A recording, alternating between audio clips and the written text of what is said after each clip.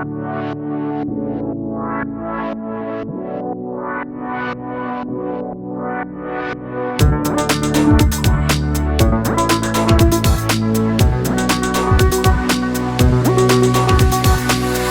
que je mets la bonnette? Pour éviter les parasites et pour éviter les... Tu fais bien. Bonjour. Bonjour, ça enregistre? Ouais, ça enregistre depuis tout à l'heure. Hein. Bonjour. Comment allez-vous? On se vous voit. Je me porte bien, et vous-même? Oh là là, attention, vous allez faire saturer le... D'accord, faut parler fort mais pas trop. Alors là, je suis pas sûre. Oui, merci. Le double expresso Oui. et je vous prépare le thé. Merci.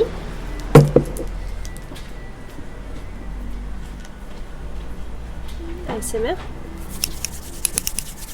Bienvenue. Il y a des J'ai- petites vagues qui font... J'ai pas les grands ongles pour faire. Elles font des trucs avec les ongles, les meufs. Non, t'as pas les grands ongles non plus. Elles Ouais, j'ai un peu plus longtemps. Double expresso? Ouais. Ok. Je ne bois de café que quand je vais travailler. Tiens, c'est marrant, c'est un parti pris ça? Ouais. Pourquoi?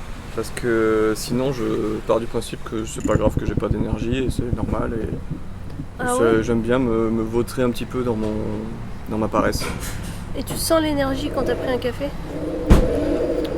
J'ai jamais trop pris de café et du coup ouais moi ça me booste un peu quoi. Ouais. Et je peux sentir une grosse différence dans un service entre un service où j'ai pas bu de café et un service où j'ai bu un café. Attends, interlude.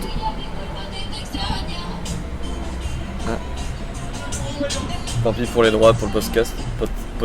Podcast. Réessaye? Podcast. Ouais, tu sens une vraie... Bah, moi je sais pas, j'ai l'impression que quand j'ai pas pris de café je suis raplapla, mais quand j'en ai pris un, j'ai l'impression que je suis normale, tu vois. Oui, mais moi j'essaie justement de me dire mon état raplapla c'est mon état normal en fait. Il faut Oh pas que je non. m'habitue à avoir de l'énergie Merci. de façon. Merci beaucoup. Merci. De façon artificielle quoi. Et du coup il y a des fois où genre j'ai vraiment de l'énergie pour de vrai et c'est des fois où j'ai bien dormi, des fois où je suis reposé, des fois où je suis. C'est une bonne journée quoi. Une bonne journée. Ouais. Quand je conduis, je prends du Red Bull, moi c'est le seul moment où parce que je sens vraiment l'effet.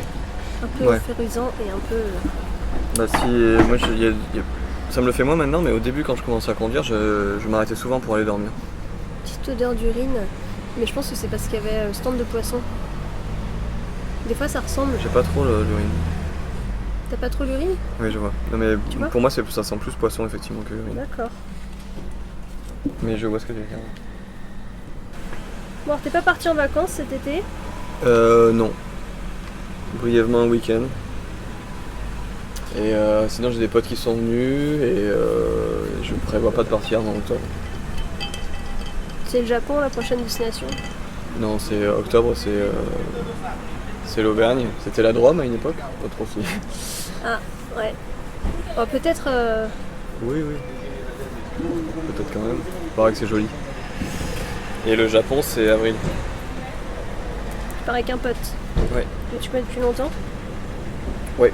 Depuis, ça va faire 10 ans. 11 ans. C'est longtemps? 10 ans pour se connaître? Pour moi, ouais. J'ai peu de potes de plus de 10 ans. J'ai quelques-uns. Ah ouais? T'as pas gardé de pote de primaire? Primaire, non. Enfin, je suis toujours... Si on se croise, on va discuter 5 pause. secondes. Le club des motards. De toute façon, il suffit de lancer un enregistrement pour qu'il y ait du bruit. Jusqu'ici, c'était Oui, calme. il n'y avait rien, on est d'accord. Donc, tu disais... Des potes de primaire, non. Après, si je les recroisais, Est-ce que Voilà. tu les reconnaîtrais déjà? je les reconnaîtrais sans doute. Sans doute. Hmm. J'hésite avec le pas ou pas. Ouais, ouais. A priori, oui, je les reconnaîtrais. Et j'ai gardé des potes de collège un petit peu. Genre, il y en a un que je vois régulièrement, deux que je vois régulièrement, trois. Allez, trois. Que je vois régulièrement. Régulièrement, c'est espacé, hein, mais bon, voilà. Et après, moi, j'ai déménagé en fait entre ma quatrième et ma troisième. Ok. Et il me semble que mes potes de primaire n'étaient pas forcément au même collège que moi. Cet été, j'ai revu des potes en fait, que j'ai jamais arrêté de voir, hein, mais j'ai la chance, je pense, de connaître des gens depuis très longtemps. Ma plus ancienne amie, on a littéralement été en couche-culotte ensemble, puisque nous avions la même nounou. Et on était Vous aussi êtes voisines sœurs de lait. et sœurs de lait. Alors on buvait pas au sein de la Non, nourrice, mais- hein, parce que de toute façon elle était un peu âgée, ça aurait... Je sais pas... Sans doute pas eu un très bon goût, ouais. Je sais pas, ouais.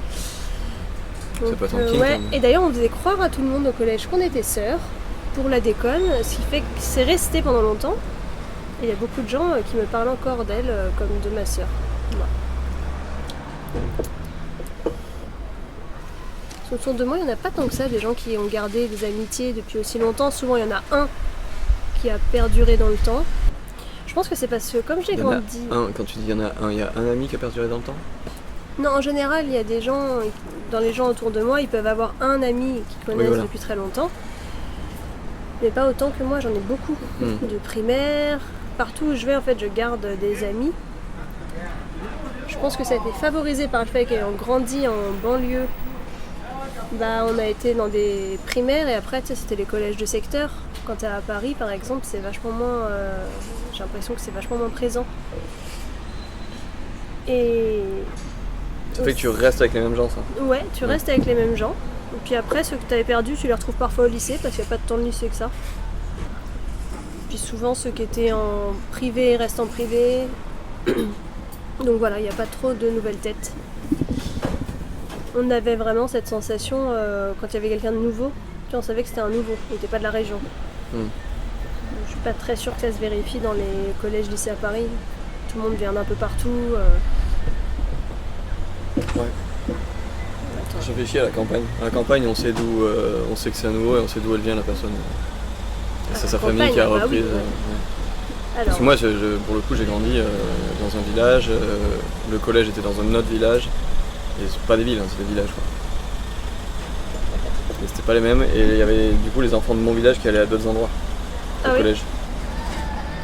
De mémoire. Enfin, après, je me suis retrouvé au collège à avoir des potes de l'école primaire, mais qui n'étaient pas mes vrais potes. Et du coup, à me faire d'autres potes de collège. Puis à changer de collège, à me faire d'autres potes. Au lycée, un peu pareil. pote par défaut. Non, pas par défaut, mais juste en fait mes potes que j'avais m'étais fait d'avant, je les ai pas gardés l'année en suivant, tu vois. Donc j'ai gardé assez peu de contact au final avec tous ces gens. Je te dis, mes potes les plus vieux, c'est 3 potes du collège. À l'époque, donc jadis, il n'y avait pas internet et il y a des gens, j'ai fait la démarche de les retrouver, j'avais leur adresse en leur écrivant des lettres, en Oui. essayant de maintenir le truc, quoi. L'arrivée des portables aussi, essayer d'obtenir les numéros de téléphone, d'appeler sur les fixes.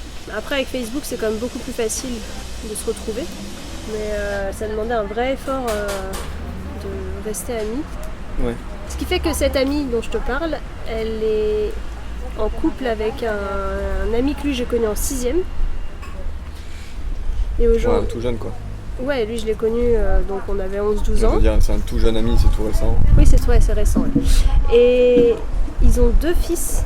Et c'est trop drôle parce que déjà, voir les enfants de tes amis que tu as connus enfants, dont tu te souviens bien de leur visage, déjà que voir les enfants de tes amis, ça fait quand même quelque chose, je trouve. Quand tu vois les ressemblances, c'est un peu marrant. Mais quand tu les as connus petits, j'arrive bien à voir putain, ça c'est trop ta mère quand t'étais petit. Ouais. Ce genre de phrase. Ce genre de phrase que je ne dis pas aux enfants puisque ça les intéresse pas, mais moi ça me fait quelque chose, tu vois, on sent le temps qui passe. Phrase de vieille personne qui a vécu, quoi, j'ai roulé ma bosse. Ouais, bien sûr. Et depuis que j'ai changé de région, je trouve ça très difficile finalement de se faire des amis. Des vrais amis. Bah, c'est pas moi qui vais te contredire là-dessus. C'est sympa. Il y a plein d'autres trucs où je peux te contredire, Ouais, t'inquiète pas. je sais. Hein. Mais donc du coup, moi ça fait 2 ans que je suis... Après, il y a changé de région. Changer de région en tant qu'adulte parce que en fait je pense que l'âge aussi fait qu'on a moins d'endroits où on va sociabiliser avec les mêmes personnes et donc du coup se découvrir et bah, typiquement la plupart de nos potes je pense qu'ils viennent de l'école, du collège, du lycée, de salle de classe quoi, ou des études de l'université. Voilà, quoi. Oui, Moi mes potes les plus vieux que je vois régulièrement, encore vraiment très régulièrement, c'est les potes de prépa. Donc de moi adulte, mais moi adulte qui débarque dans une nouvelle ville complètement et qui me fait des potes à partir de rien, mais dans une salle de classe quoi. Et puis oui, à l'école, il y a ce truc d'avoir du temps que t'as pas prévu de passer ensemble, t'es forcé à être là. Ouais. Tu t'ennuies ensemble parfois. Ouais. Et ça permet de découvrir les gens, alors que je trouve que tu vois là, quand on les rencontre à l'âge adulte et qu'on se dit on va se boire un verre, on se voit pour se voir, on a envie que le temps il soit bien exploité. Oh, oulala oh. Tremblement de terre. Et c'est pas pareil parce que finalement tu connais les gens dans une démonstration un petit peu, ils font un effort et tu mets plus de temps à les connaître. Moi ici, depuis que j'ai changé de région, ça fait donc 2 ans aussi. 2021, c'est Oui, ça, ça fait 2 ans. Voilà. Oh, ça va. J'ai rien dit, j'ai rigolé. T'as ri avec J'avoue, ton j'ai nez. rigolé. Oui. Voilà. Ça s'entendra pas, mais Non, c'est une blague visuelle, c'est comme ça. ouais, c'est chiant. Et Du ben voilà, je pense que je me c'est ça. suis fait 2 vrais amis. Et attention, révélation, tu fais partie de ces 2 vrais amis que j'en suis rendu compte en fait en partant à nouveau dans ma région d'enfance et en discutant de ça avec les gens que ici, je pense que Jeune Travolto. j'ai balancé un nom. Bon, tant pis. Et toi? Et j'ai des potes. Des potes avec qui je sais pas trop encore, tu vois, parce qu'on n'a pas. Pourtant, on n'a pas non plus vécu de galère, toi et moi, qui permettrait de dire, ouais, mais je sais que vraiment on est. Ouais, je t'ai bougé le parasol quand même tout à l'heure. Ouais, tu m'as bougé le parasol, c'est vrai, et puis on parcourt du chemin. On a tenu la distance. Voilà. C'est plus dur de se faire des amis quand on est adulte, je trouve. Mais est-ce que c'est lié à l'âge adulte ou est-ce que c'est lié au fait de se retrouver bloqué à un endroit tu vois. Est-ce que si on reprend nos études, donc on se retrouve qu'avec des trentenaires, est-ce qu'on va pas sympathiser comme à l'époque avec des trentenaires tu vois? Et j'ai fait des DU depuis, donc avec des adultes de 30 à 50 ans. On se voyait une fois par mois sur des trucs un petit peu intenses parce que les thèmes des DU étaient un peu forts émotionnellement.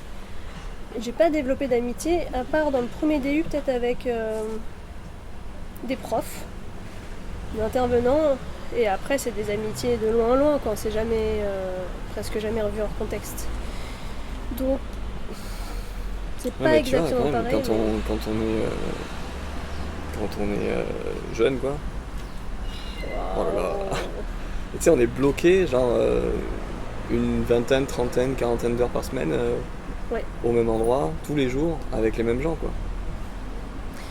Oui, mais alors ça pourrait être nos collègues du coup maintenant, les gens de la classe, tu vois, Ça peut, ouais. les gens avec qui on est Moi je bloqué. pense que dans mes amis sur Oloron, même si j'ai mon patron, le jour où on a plus cette relation patron-employé, je pense que c'est sûr que c'est un pote. Là pour l'instant on est encore dans cette relation-là, donc j'ai du mal à me dire c'est un ami. Parce que bon, mine de rien, on peut quand même être en conflit à un moment et j'ai pas envie d'être en conflit avec un pote, je préfère être en conflit avec un patron. Mais dans l'absolu, tu vois, c'est quelqu'un avec qui je passe beaucoup de temps et avec qui j'ai pas mal sympathisé. Et mes collègues qui sont passés, c'est pas devenu des amis non plus. Mais par exemple, une ancienne collègue, je l'ai aidé à son déménagement, ça me paraissait naturel et c'est une bonne pote. Voilà, moi j'arrive à me faire des bons potes au taf, des gens que je revois avec plaisir, auxquels je pense parfois, je me demande ce qui se passe dans leur vie. Mais j'ai pas réussi. Je suis pas restée assez longtemps peut-être. Oui, c'est peut-être ça. J'allais prendre ça pour plus tard. De mes anciens boulots, j'ai gardé au moins une personne amie, c'est sûr. Amie, presque famille. Parce que c'était autant un plaisir de travailler avec elle qu'une tristesse de la quitter et de plus travailler avec elle. Mais dans les derniers, il y a aussi le fait d'avoir changé de région et que dans cette région, il y a des gens qui bossent depuis 17 ans dans leur poste. Donc tu restes longtemps le petit nouveau, tu restes longtemps en plus le parisien, tu restes toujours un peu le parisien. Et que même s'ils disent qu'ils s'en foutent, bon. Et au final, donc les amis que je me suis fait, il y a toi et mon autre pote, tu vois, il vient de région parisienne, il y a 30 ans certes, mais quand même. Après, je me suis fait vraiment des bons potes autour, mais lui, comme toi, je crois que je définis l'amitié sur si j'ai vraiment une galère ou un moment un peu dur, est-ce que je me sens d'appeler telle ou telle personne, histoire de pudeur, j'imagine. Moi, je suis quelqu'un qui rend facilement des services, même des services hyper chiants. Donc tu te dis, attends, ça... Mais au final, c'est pas très réciproque, je trouve. Dans les gens que j'ai autour de moi, il y a quand même pas beaucoup qui vont faire un truc ultra chiant parce qu'on est juste potes, tu vois. Alors, parce que tu as demandé et que ça t'est arrivé qu'on te dise non, ou parce que tu supposes que les gens ne le feraient pas? Non, Des fois, on est surpris, par exemple. Oui, des fois on est surpris. Et des fois, le voisin va plus te rendre service que quelqu'un qui se dit ton bon pote. Parce que ça m'est arrivé, la personne va te dire que c'est parce que là, vraiment, elle pouvait pas, c'était pas le moment, mais c'est le principe du service, ça tombe toujours de façon aléatoire pour l'autre personne qui n'est pas dans ta vie. Donc, sans vous dire que je suis déçue, parce qu'on n'est pas dans ce genre de considération, mais déjà que j'aime pas demander des services. La fois où tu l'as demandé, en plus... Ouais, j'ai pas vu... Avec Du coup, ça peut-être te plus donne une absence encore de moins. réponse, même pas un nom, tu Ouais. vois, genre un ghosting. Ça te donne encore moins envie de demander la fois d'après, et là tu te dis bon bah c'est pas... Mais je demande plus après. Voilà. Et du coup si tu vas jusqu'à ne pas demander, c'est qu'a priori c'est pas un ami, quoi. Voilà, après ça m'empêchera pas de proposer et d'accepter d'aider. Ouais. C'est pas donnant-donnant, mais Bah typiquement je pense que dans la définition, quelqu'un à qui tu préfères ne pas demander un service, a priori c'est pas un ami, quoi. Sauf voilà, si c'est pour faire une course de relais et que c'est un ami handicapé, bon ça peut... voilà, physique. ok, là c'est bon. Voilà, ça peut, bon, Ouais, on peut te dire. Du coup je réfléchis à mon rapport à ceux que j'appelle mes amis, est-ce que c'est des gens à qui je demanderais des services? En fait je demande vraiment très peu de services.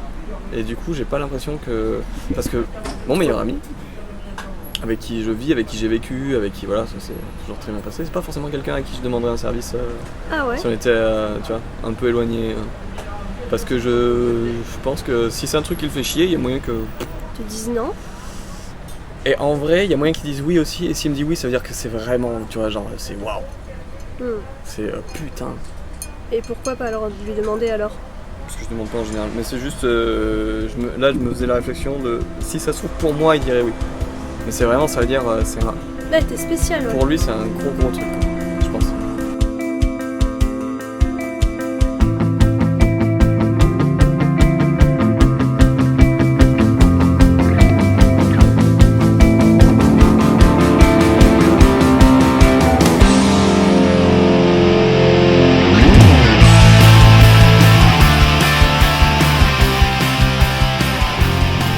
Est-ce que tu penses qu'on peut ne plus être amis sans se disputer?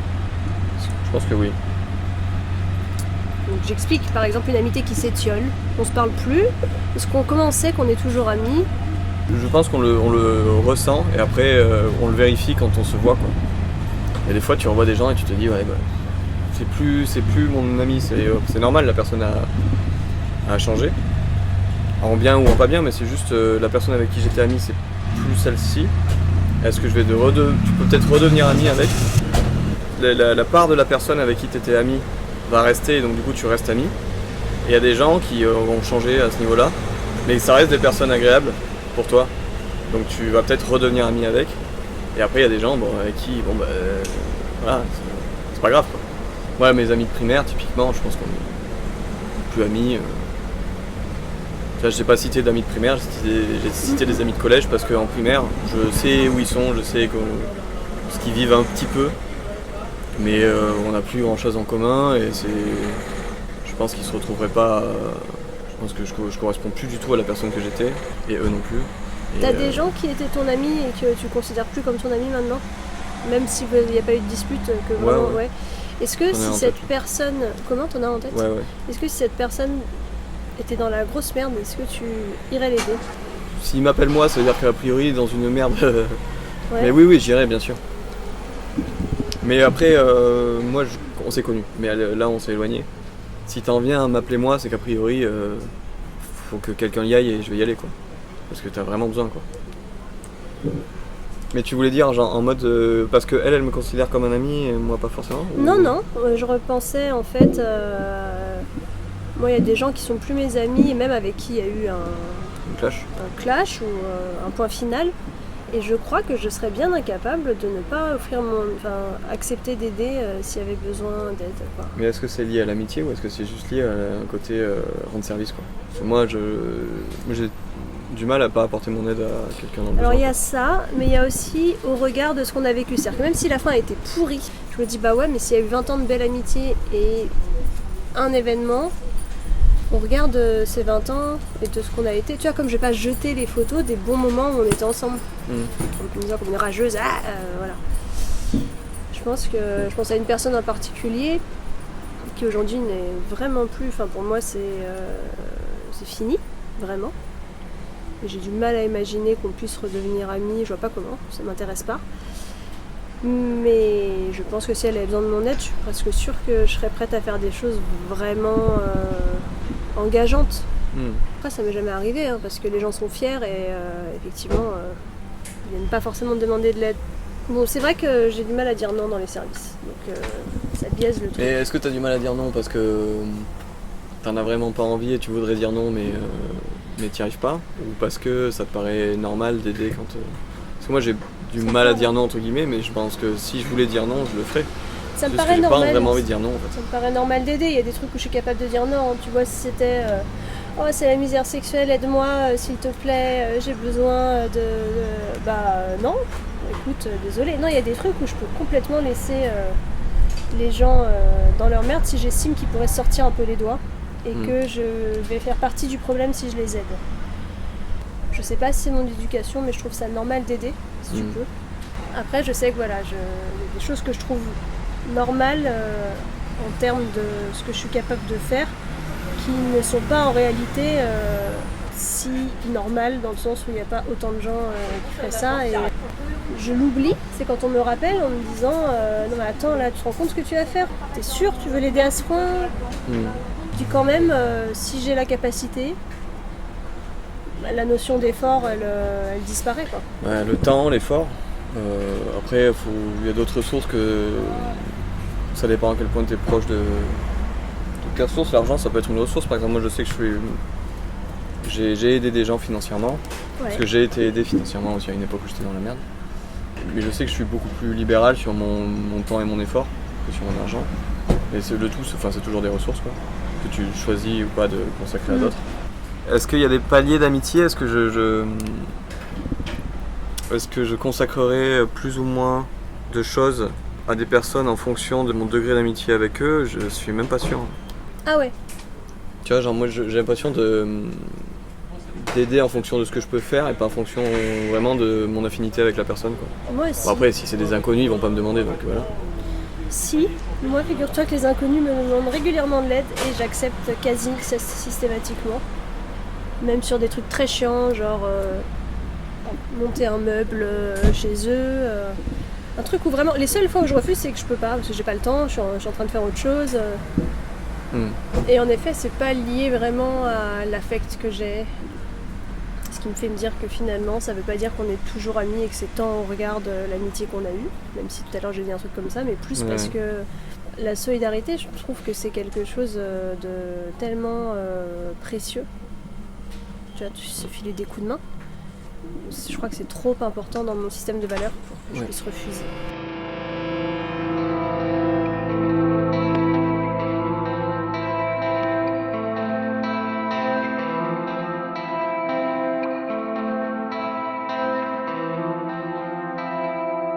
On parlait de solidarité. Oui. Mais moi, en général, je pense plutôt ça au niveau de la gentillesse, mais la solidarité, ça marche avec.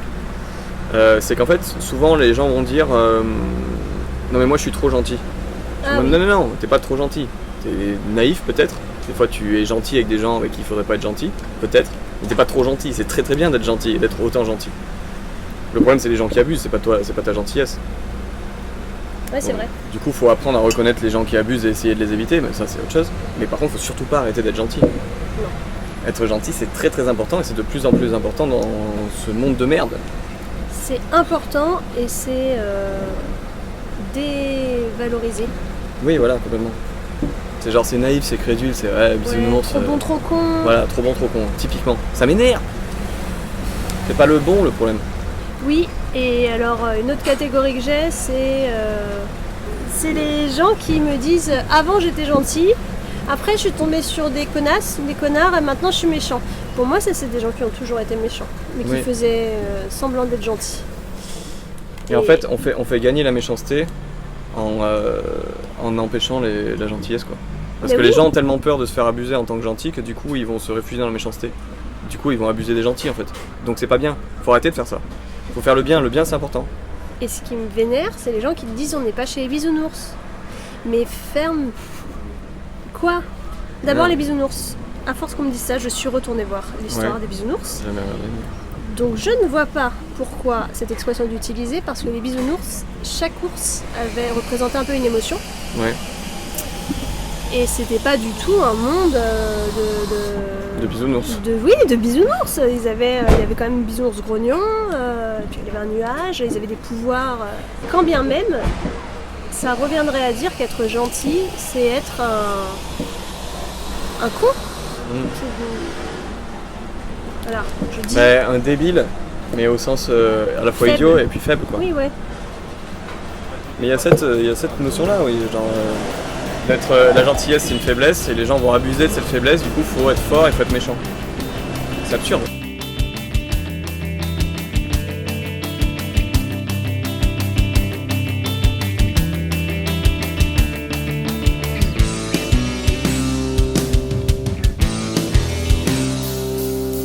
Alors moi je lisais un livre cet été que je suis encore en train de lire. Je veux pas lire trop vite parce que c'est une BD et ça peut se lire trop vite, mais moi j'aime bien regarder tous les petits détails, même si là c'est pas tellement sur le dessin parce que c'est un peu croqué, c'est du dessin au feutre, qui s'appelle Kobane Calling. Donc tu étais là quand j'ai reçu le livre. C'est de l'auteur italien Zero Calcare. Ça relate son expérience à Kobane en Syrie. Et il est parti par 2 fois, en tout cas là, là où j'en suis dans le livre, on en a la 2e fois, aider les YPG. YPG c'est les hommes, YPJ c'est les femmes. Oui, mais alors il y a d'autres. Le parti dont ils sont issus c'est le PKK. Ah voilà, c'est ça. Ok, donc on recommence. Il est parti aider les YPJ et les YPG. Qui sont issus des PKK. Donc, bref. PKK en gros c'est le parti kurde. Et à lutter contre Daesh. Oui. Et je trouve ce livre incroyable parce qu'il est très drôle et très émouvant, parce qu'il parle de choses comme la gentillesse, comme la solidarité, comme le fait de se sentir tout petit dans ses luttes quotidiennes par rapport au quotidien de quelqu'un d'autre, dans le fait qu'on entend toujours les pays en Occident dire qu'ils luttent contre Daesh, mais qu'en fait ceux qui luttent littéralement contre Daesh c'était ces gens-là. C'est écrit sans prétention, il se met pas du tout en avant lui, alors qu'il pourrait parler de lui, le bénévole, mais non. Et je recommande chaudement cette lecture, j'ai envie de l'offrir à tout le monde. Ne serait-ce que parce que dedans il y a la charte du Rojava, je sais pas comment ça se prononce, qui est donc un territoire non reconnu, où plusieurs ethnies vivent ensemble, différentes croyances et tout, différents partis politiques, enfin des trucs. Et cette charte elle est incroyable. Je me permets de faire une incise, j'ai envie de vous lire cette charte. Nous, peuple des régions autonomes du Rojava, nous nous unissons à travers cette charte dans un esprit de réconciliation, de pluralisme et de participation démocratique pour garantir à tous l'exercice de la liberté d'expression et pour construire une société libre de l'autoritarisme, du militarisme, du centralisme et des interventions des autorités religieuses dans les affaires publiques. Toute personne a le droit d'exprimer son identité ethnique, religieuse, de genre, linguistique et culturelle. Hommes et femmes sont égaux aux yeux de la loi. La charte garantit la réalisation effective de l'égalité entre hommes et femmes et charge les institutions publiques de travailler à l'élimination de la discrimination entre les sexes. Le droit à la vie est inviolable. La peine de mort est abolie. Toute personne privée de sa liberté doit être traitée avec humanité et avec le respect de la dignité inhérente à la personne humaine. Les conditions de détention doivent servir l'objectif sous-jacent de la correction, de l'éducation et de la réinsertion sociale des prisonniers. Tout citoyen a le droit à la sécurité personnelle dans une société pacifique, à l'enseignement primaire et secondaire gratuit et obligatoire, au travail, à la sécurité sociale, à la santé et à un logement convenable, à des services sociaux et sanitaires pour les personnes handicapées, âgées et ayant des besoins spéciaux, à la protection de la maternité et de l'enfance. Je sais pas vous, mais moi, ça me fout des frissons de me dire que ça vient d'un peuple qu'en France et en Occident on considère largement comme à la bourre socialement. Ça calme. C'est plus. Rojava, ouais. R-O... J-A-V-H. Non, sans H. Rojava, Kurdistan, ouais. Kurdistan occidental ou Kurdistan syrien ou Fédération démocratique du nord de la Syrie. A priori, il y a la Syrie Voilà. dedans. Je découvre à quel point je ne connais rien en géographie. Bon, c'est pas une découverte, mais par exemple, les Assyriens. Ouais. Ils habitent où? En Assyrie. Les Assyriens bah, Ouais. c'est plus enfin, c'est un peuple. Ouais, mais enfin, tu bah, vois, du coup, j'imagine que ouais, c'est dans ce coin-là. Quoi. il y a plein de choses que j'ignore de le savoir. Ouais, c'est une référence, mais tu l'as pas, c'est pas grave. Je recommande cette lecture. Ouais, bah, ça me donne bien envie. Surtout que c'était un truc qui m'avait bien intéressé à une époque. Le conflit syrien Ouais. avec Daesh et tout, et j'avais pensé à aller sur place quoi. Ah ouais? J'avais pas pensé beaucoup, mais tu vois Hemingway qui a fait la guerre d'Espagne, tu vois les brigades internationales, tout ça, je me disais mais pourquoi moi aujourd'hui j'ai pas les couilles entre guillemets de y aller, et en fait c'est pas mon type de combat quoi. C'est hyper masculiniste de dire les couilles. Ouais, le courage, Je plaisante, les gonades. je m'en fous. Ouais, je sais, mais. Et en fait, je pense que il y a une question de courage. En fait, j'ai pas envie de mourir dans un conflit armé, très clairement, et j'ai pas envie de tuer des Non, gens. mais au-delà de mourir, se faire torturer aussi, ça fait peur. Moi, je trouve que c'est courageux d'aller là-bas, tu Moi, ça vois. me faire tuer. Oh, torturer, j'aimerais pas. Ouais, mais je l'imagine même pas. Tuer. En fait, bon, la tuer, peur qui va me retenir, c'est tuer ou être tué. Ouais, Et la torture, oui, c'est horrible, mais ça fait pas partie des trucs qui me font flipper, quoi. d'accord. Mais alors, attention, faut pas que je dise oui, la torture c'est cool. C'est Ouais. juste une fois que j'y serai, si je me fais torturer, ça va être voilà, Horrible, j'aurais bien juste envie de sûr. mourir a priori. Mais ce qui me fait peur, genre l'idée d'y aller, c'est tuer ou être tué. En fait, j'arrive pas. En fait, je pense que je pourrais être, tu sais, me faire tuer parce que juste je veux Oui, pas ouais. tirer quoi. Ce qui est un peu con d'aller sur place, de faire l'entraînement, d'avoir une arme, on te fait Non, confiance, et puis alors- après t'es là genre non, je veux pas tuer des gens. Bah oui. Là, mais ils bon. sont pas armés, hein. Ils y vont amener de la bouffe, du matériel informatique, Oui, du soutien sur place. zéro quelqu'un. Ouais, je sais Ouais, pas moi je si- pensais rejoindre les. Ah, les forces armées, carrément. Ouais, ouais. Bah là, je sais même Pensais, pas si... genre j'ai pensé pas, je vais me faire suivre par. Ouais, Non mais j'y pensais pas, genre vraiment, j'y ai réfléchi et je me suis dit, tu vois, l'exemple d'Hemingway en fait, vraiment. ah ouais, ok. Pour qui sonnait le glas, super roman d'ailleurs. Le glas sonne très souvent quand tu habites près d'une église. Moi, j'ai appris à Salise de Berne, ici, ce que signifiait cette expression, qui était un peu comme ça dans mon patrimoine, mais je sens que vraiment, je sache que c'était réellement quelque chose. C'est horrible, ça dure longtemps, c'est hyper triste. Voilà, c'est une parenthèse. Et ben moi, j'ai jamais pensé à rejoindre les forces armées, mais ce livre, ça me fait me dire que quand même, quand t'as fait ce que lui, il a fait, partir, et en plus y retourner, 8 mois après. Il y a un peu un truc de j'ai fait quelque chose de ma vie, plus que si j'avais fait un enfant ou un truc comme ça, tu vois, c'est vraiment t'es allé au-delà de toi. C'est chiant, tu sais, il faut organiser le truc, il faut partir avec un groupe, et puis c'est pas un avion qui atterrit direct, après il prend un bus, il se fait choper par la douane, on leur prend le matériel, où dessus il y avait écrit Kobané, et donc du coup t'as peur littéralement pour ta vie. Je trouve ça vraiment... fascinant ces armées de femmes en fait. Il y a notamment un zoom sur une personne qui s'appelle Nasrine, qui est une générale et qui dirige, et bah pas du tout en fait à égal d'un homme ou comme un homme le ferait, qui dirige comme une femme le ferait. Tu la vois qui va consoler des gens, enfin qui a des attitudes inattendues d'un militaire parce que dans notre représentation on a beaucoup des militaires qui sont des hommes sans émotion, voilà. Et là tu dis mais ça marche aussi bien en fait. Ça marche même très très bien. Tu vois, lui, il y a une des militaires qui l'appelle Nikita. Et il l'a dessinée comme une femme qui a l'air très belle, mais très froide. Et il a peur d'elle, en fait. Il a peur d'elle quand c'est une soldat lambda, hein, c'est pas une dirigeante. Et je trouve ça d'autant plus marrant et humble. En fait, je la trouve très humble, cette BD. Le positionnement qu'il a, de non-sachant, de mec qui connaît trop rien, mais moi je suis juste un auteur de BD. Le contraste est fou. Tu te dis, attends, ce mec est un anxieux de ouf, tu le vois à travers toutes ses BD. Il est parti faire ça. Ça donne envie. Tu te dis, bah alors peut-être que moi aussi je pourrais faire quelque chose comme ça. Elle a dit que moi aussi je pourrais faire quelque chose comme ça. Oui, c'est juste on a la tête. Ouais, tu l'as dit très loin. J'ai dit très loin, mais je le pense. Voilà, c'était ma recommandation culturelle. Est-ce que tu as une recommandation culturelle? Alors ouais, moi j'ai vu Super Bourré, C'est le nom d'un film? c'est le nom d'un film. Super Bourré de Bastien Millot. Il se trouve que je l'ai vu en avant-première à Pau parce que Bastien Millot est un pote et que je m'y attendais pas. Je savais pas qu'il avait. Enfin, je savais qu'il faisait un long métrage, mais voilà, je savais pas que ça allait sortir pas loin de chez moi, etc. Et je l'ai vu en avant-première, je vais le revoir. Et c'est vraiment une bonne comédie française. Cool. Comme qu'est-ce qu'on a fait au bon Dieu? Non. Non, mais c'est plus. En fait, il y a un côté buddy movie dans le Gers, sur des jeunes, passage à l'âge adulte, tout ça, autour de l'alcool, sans que ça fasse ni l'apologie, ni que ce soit un pamphlet contre l'alcool. Je trouve que c'est bien fait, c'est bien amené, c'est bien tourné, c'est drôle. On passe un bon moment, c'est ensoleillé. Voilà.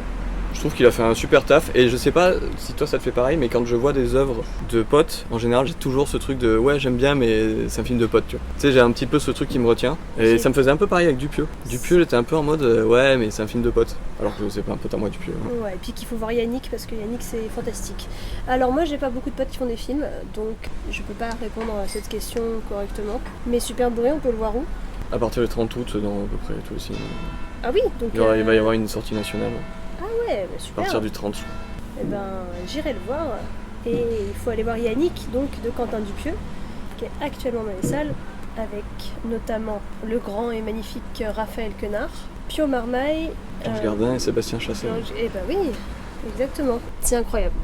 C'est émouvant, c'est drôle, c'est intelligent. Tu comprends tout le sens de cette affiche. Donc tu sais, on voit le portrait de Raphaël Quenard, qui est donc Yannick, qui est dessiné au feutre, dessine sur son visage sur l'affiche. Rien qu'à laisser au hasard, je trouve qu'on peut en parler après.